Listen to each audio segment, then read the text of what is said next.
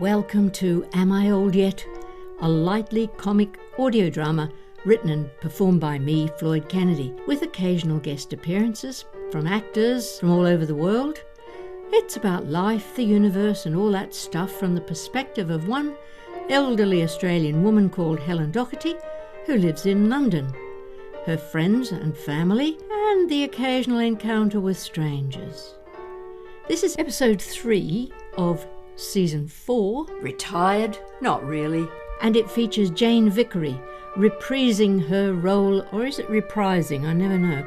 Anyway, she's playing Pattie, whom we first met in episode 12 of Season 1. Pattie and Helen, and Pattie calls her Ellie by the way, have been friends since they met at college in New York City in the 1960s. Here they are, checking in on each other on Zoom, reporting on their recent activities and adventures. And your granddaughter is about to graduate with a master's, isn't it? In, what was it again?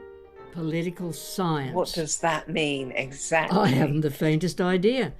Or at least I do have a faint idea that it involves a certain amount of history of politics in the British Isles and elsewhere up to the present day, and I'm guessing that they try to be reasonably scientific when it comes to analysis. A rigorous approach, perhaps. I guess. Pretty sure it's a lot more broad strokes than it used to be. Taking on board the effects of colonialism and all that stuff. Well, one would hope so. Indeed. So, tell me again, how was your weekend with Rosie? Oh, Ellie. Yeah, it was pretty ghastly. I wish I knew whatever happened to the sweet person we knew at college. She was so much fun in her own quiet way, but now... Oh, yes.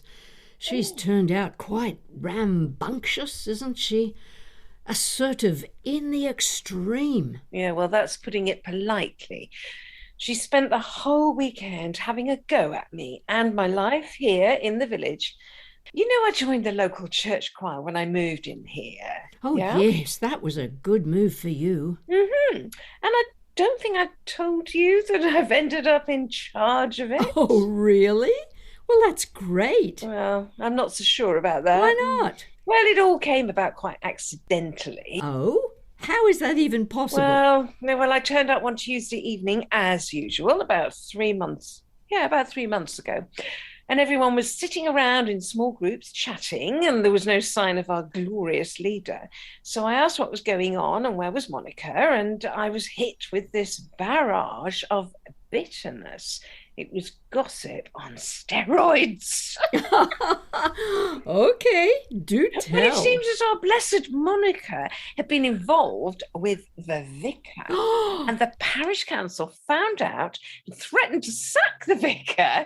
So Monica, she decided to up stakes and disappear. Oh, my goodness. Shelley, that's the vicar, promised never to do it again. And she's married, by the way, to a member of the parish council. No. Good grief. Oh, what a tangled web we weave. When first we practice to deceive. Oh, God. Right. So what happened to the choir? Yeah, well, that's what I said. And they started going on about how they needed a new leader. And I say, well, why? Why can't we just sing together? And Florence said, we don't know what to sing. So I said, well, what about what we were singing last week? And there was this outcry of, but it was so boring. And was it? Oh, yeah. No argument from me there. And nymphs and shepherds, would you believe? No. We used to sing that when I was at school. Yeah, me too. So I said, well, let's find something else. And they led me to the cupboard with the music, and I dug out a few things and made a few suggestions. And, such as? well, the one they settled on, because it was vaguely familiar, was Sheep May Safely Graze. Oh, lovely. So, yeah, I taught it to them. And so it went for the next few weeks. And then I realized they were referring to me as the choir mistress. And I said, no way, I'm not mistress of anything. I am not a leader. And they said, oh, but you so are. Exactly. So I was stuck with it. But it didn't stop there. There's more? Oh, yeah. I'm now running the church choir on Tuesday evenings, primary school choir on Wednesday mornings, and on Saturdays, I'm the musical director for the youth club's forthcoming production of Bye Bye Birdie. Wow! You are a powerhouse. Hey, how are you coping with it all? Well, in between, I mostly potter in the garden or lie around the house, sipping Lapsang Souchong tea or skinny lattes. Totally and utterly exhausted. I'm not surprised. But seriously, Pattie, are you looking after yourself? Are you sure it's not too much? Well, it probably is too much, but Ellie, it is more fun than I've had since we left uni. Well, that's all right then. And the thing is, Ellie, you'll never guess what Rosie said to me when she was here last weekend. Probably not. What did she say? She said I was wasting my life here in Hampshire. What? I would be so much better off and have so much more fun if I just moved in with her in that retirement village in Dorset. Oh, my lordy. Has she lost the plot or what? Yeah, well, I really struggle to see how she comes to that conclusion, apart from the obvious fact that she's still desperate, for me to join her there. Oh, hang on. So she's gone ahead and bought the house? No, but she really wants to. Maybe she really wants some company. Maybe she's just really lonely. Well, the way she goes on, I'm not surprised. She's impossible. That week I spent with her in Dorset, when you came down to join us for a couple of days, it just got worse and worse. Oh, dear. I'm sorry, I didn't realise. Yeah, well, I didn't want to say anything because I knew you two had been close. Oh, not that close. No, she was one of the gang, but it was more you and Joey that I was close to. Yeah? Essie after a while, and I've stayed in touch with them over the years. Yeah, of course. Still, you don't like to whinge about one of our friends. Oh, try me. I only had her here for an evening when she got back in touch, and I was pretty sure then I didn't want to repeat the experience. So bossy. Oh, yes. Ellie? Yeah? Do you think, maybe there's something wrong? Some kind of angry bug in her brain? You hear about people with Alzheimer's who react in different ways. I mean, some of them just get really angry. Oh, it's possible. But there doesn't seem to be anything wrong with her memory, that I could tell. I did have a moment thinking she was totally making up the stories about her life as a secret agent. What? Oh, yeah, but it turned out it was all true. No. Maybe a bit exaggerated, but then that's just par for the course. How do you mean? Well, I do find myself wondering if I'm, let's say, enhancing some of my anecdotes from time to time. Yeah. Memory is such a dodgy invention. It is an invention of our brains when you think about it. Mm-hmm. Yeah, of course. I guess I do too. Oh, yes. The other day, I was having coffee at the cafe with some of the choir girls. What?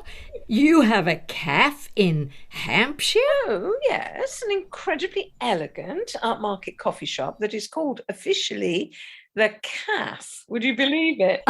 Yes, I would. So, look, sorry to interrupt. You were saying? Oh, yeah. I was telling the girls, well, not girls, of course, it's 3 or 4 of us oldies who meet up for coffee. But yeah, they were kind of asking about my singing career. And I just happened to mention Geraint Evans, the Welsh baritone.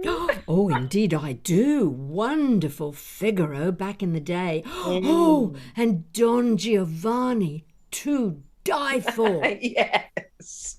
And you knew him? Well, to be absolutely honest, I sang in the chorus, so I didn't exactly know him, but I did run into him, well, quite literally, in the corridor one day, and he was very sweet and worried if I was hurt and offered to get me help, but I was fine. We moved on and never spoke again. But when I was talking to the girls, I may have exaggerated just a little bit. Well, not intentionally, of How course. much? I may have implied that when I said something like we sang together I didn't mean I was a mere chorister and he was the principal singer. So it may have sounded as if we performed together, as in like duets. Oh, you are a naughty girl. How did they take it? Well, they jumped to conclusions and I didn't have the heart to correct them. Oh, Ellie. Yes, Pattie? It was fun. I'm sure it was. So are you going to correct the record? Probably. But not yet. No, I'll save it for a while yet. He'll never know, will he? Oh, I'm sure he knows. What? Up there with the angels. I'm sure he's listening to every word you say. Oh, of course. And I bet he's having a good Figaro-ish giggle over it. Well, let's hope so, eh? Or I might be heading down the slippery slope to meet up with Don Giovanni. Oh, well, I can think of worse fates.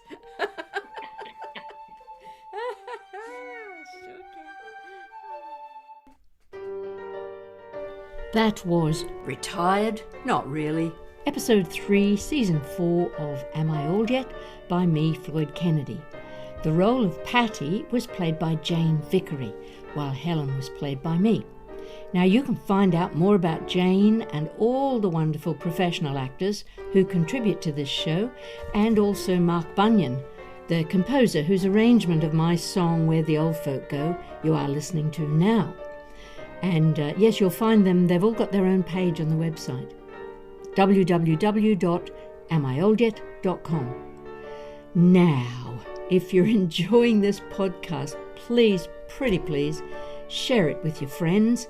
And also, it would be so helpful if you could take a moment to rate and review it in your favourite podcasting app, or drop a comment on the reviews page of the website. I'm just the same as any other performer. I need some reaction from the audience.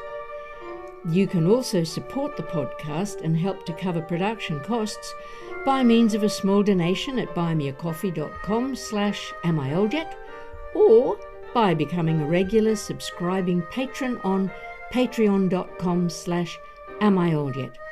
That subscription brings you extra benefits, a copy of one of my poetry books, or download tracks of my songs.